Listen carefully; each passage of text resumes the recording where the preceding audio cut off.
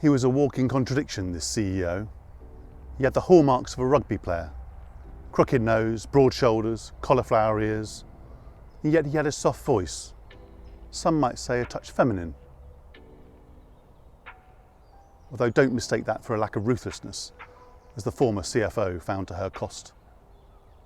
You'd chat to him about anything and everything, but you'd walk away from the conversation none the wiser about what he was all about. And he certainly wouldn't ask any questions about you. It was business after all, and you had to keep a distance. And in this executive meeting, he welcomed everybody in with his usual forced smile and bone-crushing handshake, and everyone took their seats. But although it was a summer's day, there was a chill in the air. You could hardly hear anyone breathing, and the only chat was about where the water was. There were dry mouths all around. And then Jekyll turned to Hyde.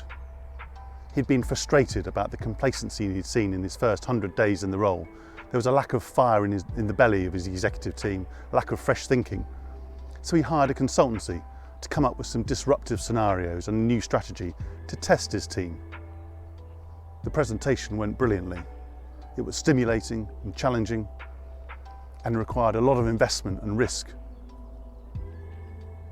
They finished, he stood up, beaming, energised by it, and he looked around and asked the team, "So everyone, what can you do to improve it? I'd love your comments and be as creative as you like." Well, you could have heard a pin drop. Nobody said a word.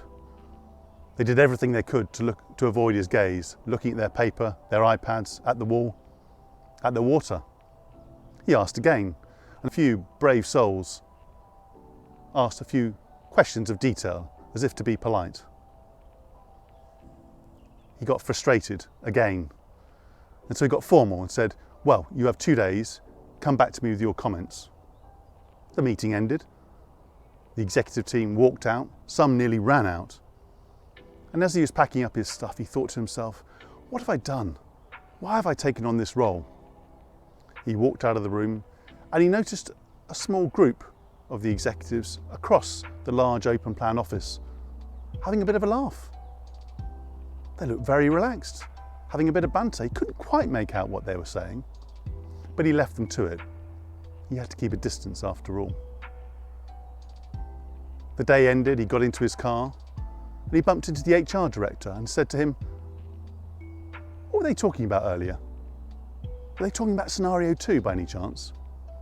He said, "No, not quite. They were talking about how they were going to spend their bonus.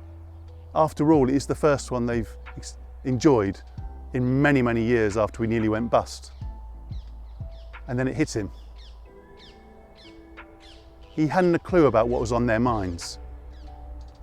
He just focused on the strategy. Perhaps getting to know his team was a good place to start.